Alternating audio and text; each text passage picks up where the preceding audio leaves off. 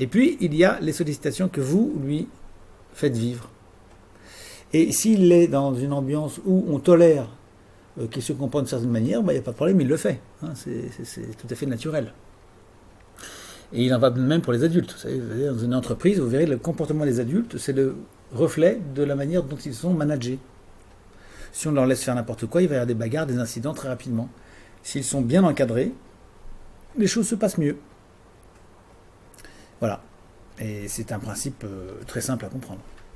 Mon TDAH, vous tapez TDAH, vous allez dans la fenêtre de recherche du site, vous tapez ces mots ou vous copiez-coller ce sigle dans la fenêtre, vous allez comprendre de quoi on parle. Il faut être extrêmement prudent vis-à-vis de ces diagnostics. Je voulais tellement pouvoir l'aider, mais je ne me sens pas capable de gérer tout le temps. Vous l'êtes, mais vous ne le savez pas. Vous ne pouvez pas le gérer dans une situation où il est en conflit, etc. Évidemment, hein, mais il faut changer les choses. Mon mari et moi ne pouvons compter que sur nous-mêmes, pas de relais. Oui, mais c'est comme tout le monde. Hein, tout le monde est dans ce cas-là aussi. Je sais que ce serait mieux, enfin pratiquement tout le monde. Il y a quelques-uns ont des valets de pied ou des précepteurs, ou l'école, ou une tante. Bon, de temps en temps, mais enfin c'est quand même très rare. Aujourd'hui, on est une société où les familles sont seules.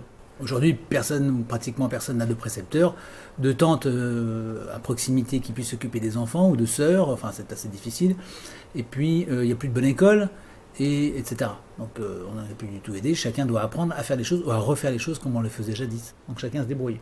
Je sais que ce serait mieux d'un point de vue études, mais j'ai eu une enfance difficile, des parents toxiques desquels j'ai dû m'éloigner. Mon mari et moi faisons face ensemble à toutes ces difficultés. Notre fils de 8 ans nous demande trop d'attention. L'école à la maison, j'aurais tellement aimé, mais notre fils, même s'il a des capacités, a un comportement qui le dépasse. Et puis n'oubliez pas non plus que cet enfant, il a été souvent à l'école. C'est parce qu'il est passé par l'école qu'il est tel qu'il est. Il est énormément imprégné de toute une culture de comportement, etc. Dès lors que vous allez arrêter de l'envoyer dans cet endroit-là, et ça va aller mieux. D'ailleurs, je suis à peu près certain que vous observez des choses qui se passent mieux, des comportements plus adéquats quand il ne va pas à l'école durant certains jours. Durant une période relativement prolongée, plusieurs jours. Une mauvaise école produit de mauvaises sollicitations. Et disons que vous êtes dépassé, mais c'est pas lui le problème à nouveau, c'est vous. C'est à vous à apprendre à éduquer cet enfant. C'est votre responsabilité d'ailleurs. Et votre enfant vous a été envoyé pour vous apprendre cela d'ailleurs aussi.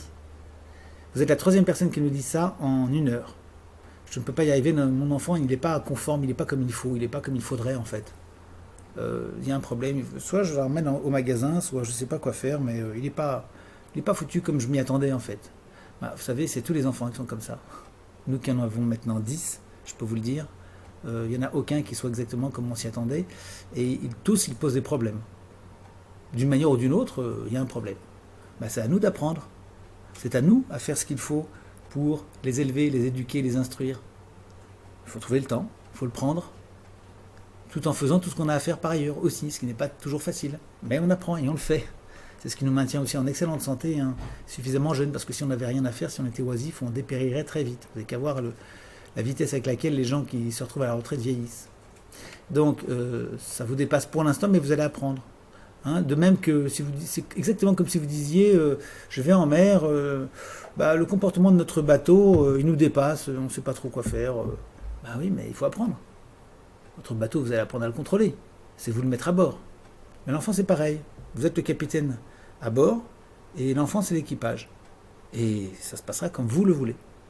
Il faut être très clair, d'ailleurs, sur ce point. Et très souvent, les parents qui ont des difficultés comme ça ne sont pas tout à fait clairs. Ils ne savent pas exactement ce qu'ils veulent. Et les choses ne sont pas clairement explicitées à la maison. Dans tous les foyers où les parents sont clairs, les choses se passent bien. Très clairs et fermes. Et assument ce qu'ils disent.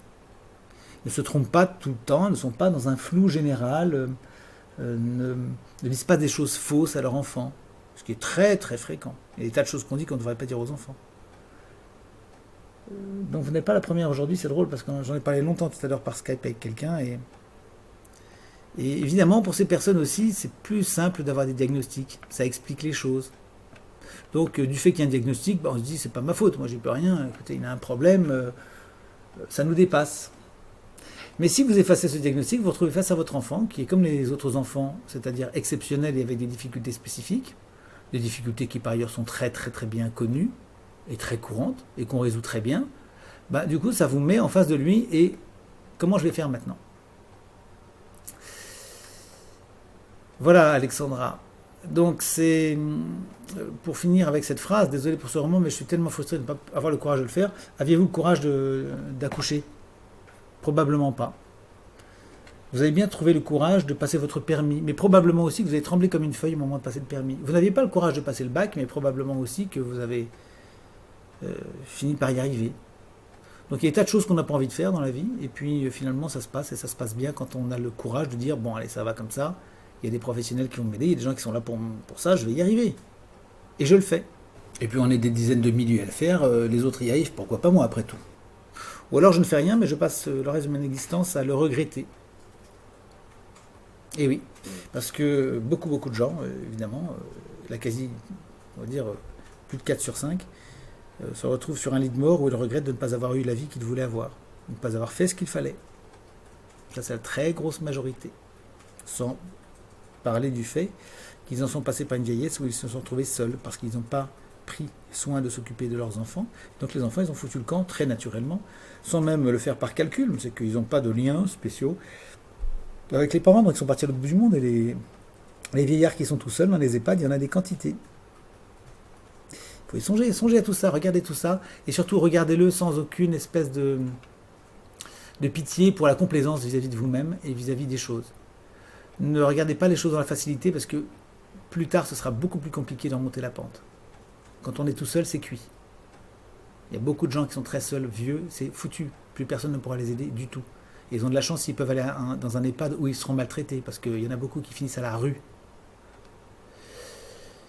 Alors, soyons clairs et nets. Rejetons les fumisteries, les mensonges de la société en général, du monde psy et médical en particulier, les faux diagnostics, les idées selon lesquelles c'est l'enfant qui a un problème et qu'on ne peut rien y faire.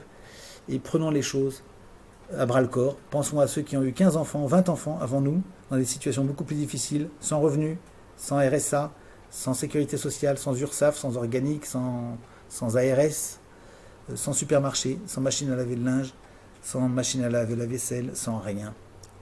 Avec de la terre battue comme sol, ils y arrivaient mieux que nous. Plus on en a, moins on est fort. Ça, c'est vraiment le postulat de la modernité. Si on peut faire une conclusion, c'est ça. Plus les gens ont été aidés, moins ils ont été capables de faire les choses.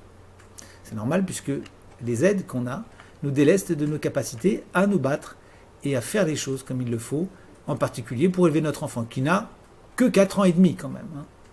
Un enfant qui a 4 ans et demi, il n'a pas 15 ans, il n'a pas la capacité à vous coller des points comme j'ai certaines familles. Il a 4 ans et demi, c'est lui le maître à bord. Voilà. Alors là, on peut tirer la conclusion que vous n'avez pas beaucoup d'enfants. Il est certain que vous n'avez pas 10, parce que si vous en aviez 10, vous n'auriez pas cette situation. C'est sûr et certain. Voilà Alexandra, on est là, on va vous aider. Regardez les choses avec beaucoup de netteté. Et surtout, ne dites jamais « je ne suis pas capable ». On ne dit pas « je ne suis pas capable » avant d'avoir commencé à prendre le chemin qui conduit en haut de la montagne.